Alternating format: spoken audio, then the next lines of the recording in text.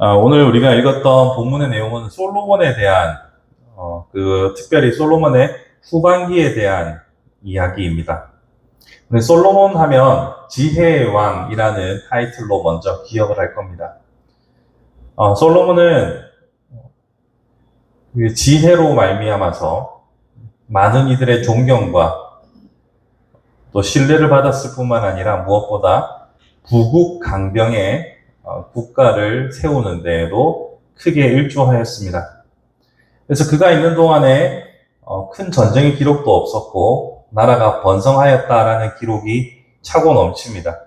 오늘 읽었던 본문 앞을 보시면 그가 여러 나라로부터 받았던 조공과 매년 666달란트의 세수, 금으로 된 세수를 확인할 수 있고요. 또 그 금을 이용해서 많은 장식물들을 또 군대를 확장했던 것들을 보게 됩니다.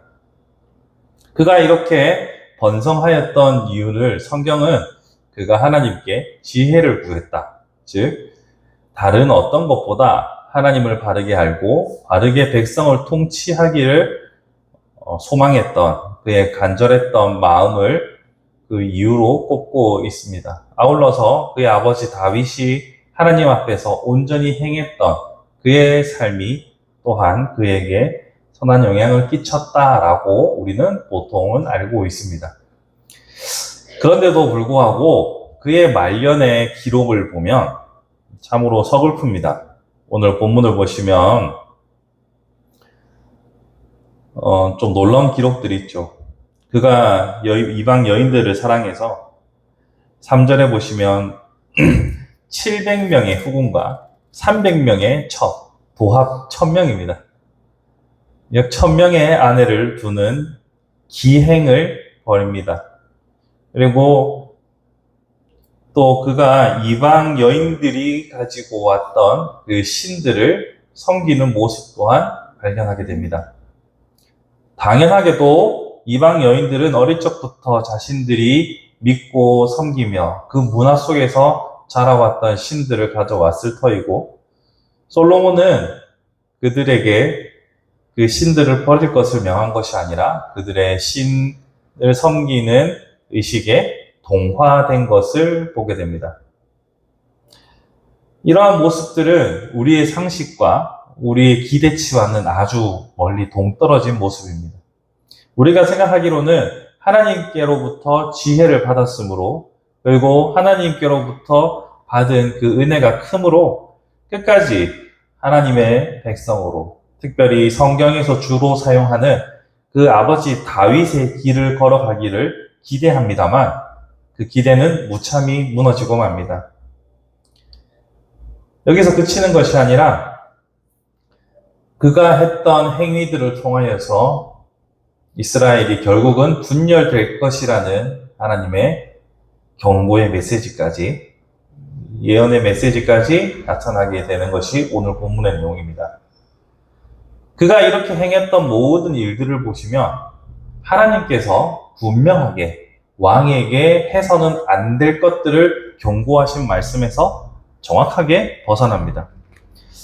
신명기 17장을 보시면 하나님께서 처음 율법을 주실 때에 왕은 이러이러해야 한다, 이런 것들을 하면 안 된다라고 주신 계명들이 있습니다.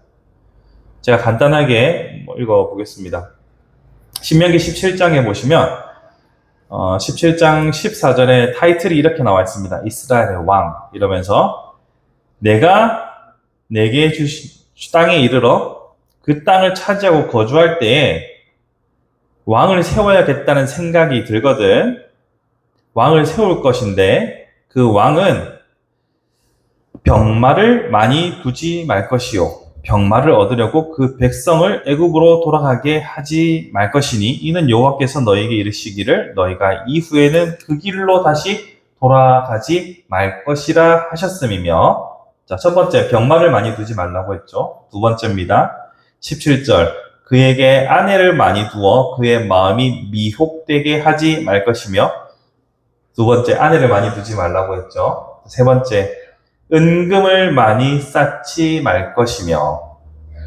자, 여기까지만 보겠습니다. 첫 번째, 병마를 많이 두지 말랬습니다. 그리고 말은 이스라엘은 양이 많고 말이 없습니다. 말을 얻으려면 애굽으로 가야 하거든요. 그런데 애굽으로 가지 마라고 말씀하십니다. 그리고 병마, 기마병, 말들을 통한 군대 확충을 하지 말라고 첫 번째로 말씀하셨고, 두 번째 아내를 두지 말라고 했습니다. 세 번째 은금을 많이 쌓아두지 말라고 했습니다.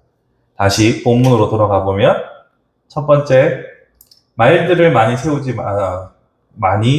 두지 말라라고 했던 것이 우리가 읽었던 본문 11장 앞을 한번 보시면 10장 28절에 정확하게 나옵니다. 10장 28절에 솔로몬의 말들은 애굽에서 들여왔으니 왕의 상인들이 값주고 산 것이며 애굽에서 들여온 병거는 한 대에 은 600세겔이요 말은 한 필에 150세겔이라. 애굽에서 적극적으로 말을 수입해 들어옵니다. 자, 첫 번째, 왕이 해서는 안 될 규약을 어겼죠. 두 번째, 아내를 많이 두지 말고, 이곳은 앞에서 말씀드린 것처럼 1000명으로 가름할 수 있습니다. 그리고 은금을 많이 쌓지 말고, 요거는 10장 21절을 보시면 이렇게 말합니다. 솔로몬이 왕이 마시는 그릇은 다 금이요. 레바논 나무궁의 그릇들도 다 정금이라. 은기물이 없으니 솔로몬의 시대에 은을 귀히 여기지 아니함은 은을 귀하게 여기지 않을 만큼 금이 넘쳐났다라고 합니다. 이처럼 솔로몬은 그가 하나님께서 명령하셨던 왕의 규례를 하나하나 다 어깁니다. 어떻게 해서 이런 일이 있을 수 있을까라는 의문을 갖지 않을 수가 없습니다. 특별히 성경에서 지혜를 말할 때는요, 단순히 머리 좋고 현명한 판단을 내리는 것으로 지혜를 설명하지 않습니다. 성경에서 지혜를 말하는 것은 잠언에서 말한 바 여호와를 경외하는 것이 지식의 근본이라고 했던 것처럼 하나님을 아는 것이 지혜의 근본입니다. 그 말인즉슨 솔로몬이 지혜로운 왕이라는 것을 단순히 스마트하고 똑똑할 뿐만 아니라 하나님을 잘 아는 왕이었다라는 말입니다. 그런데 세월이 지나면서 그가 이렇게 변해버린 거죠. 왜 이렇게 변했을까요?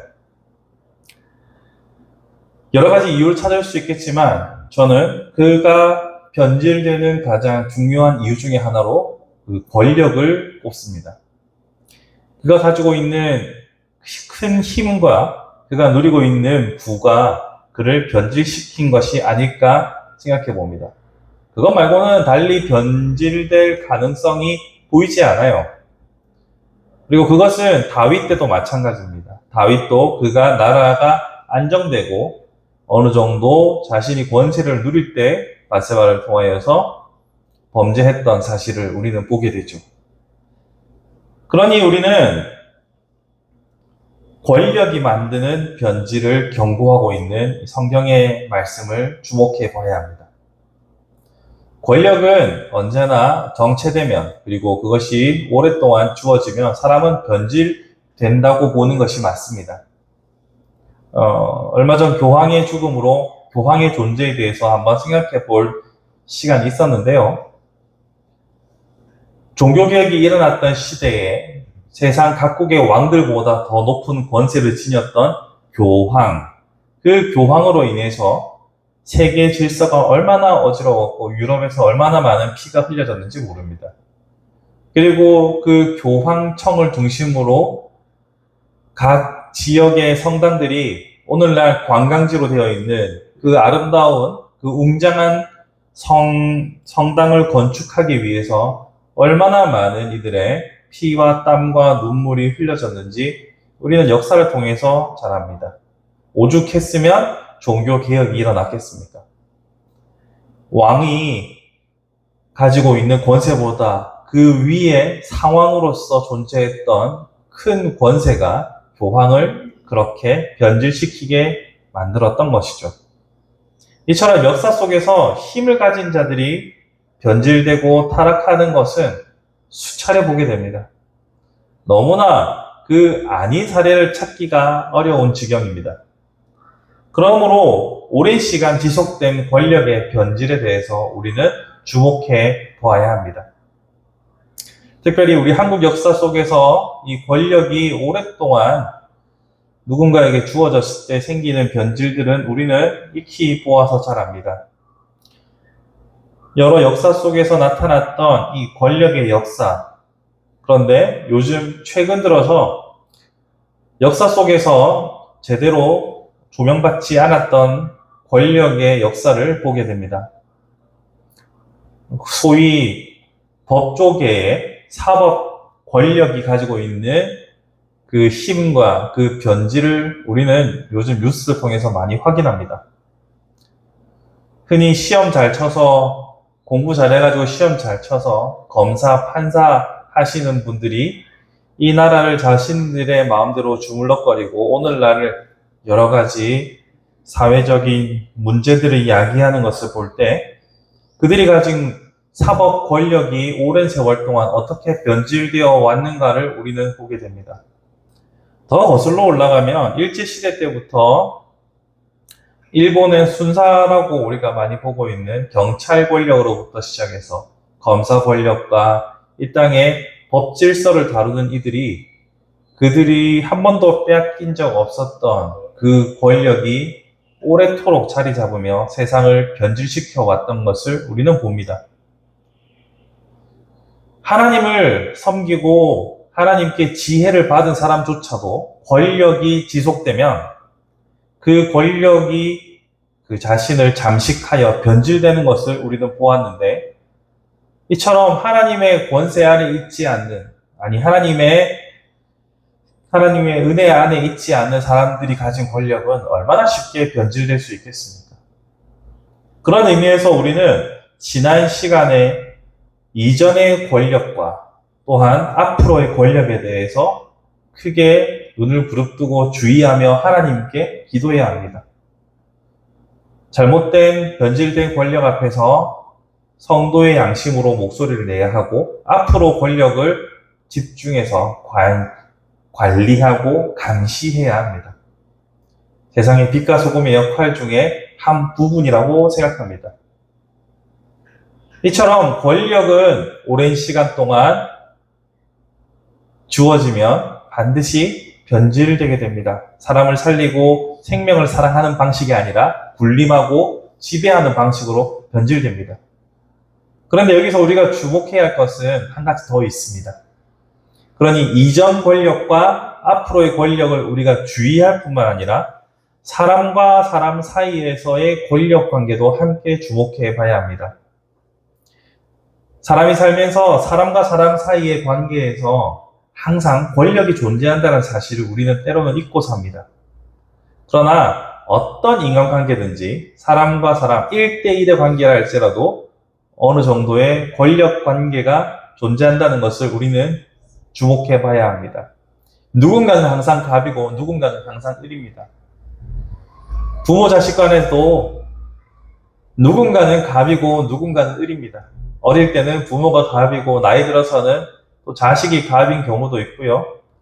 또 친구 사이에서도 혹은 어떤 관계에서도 항상 주도하는 보다 힘의 균형추가 쏠려 있는 쪽은 반드시 존재합니다. 우리 그것을 인정해야 합니다.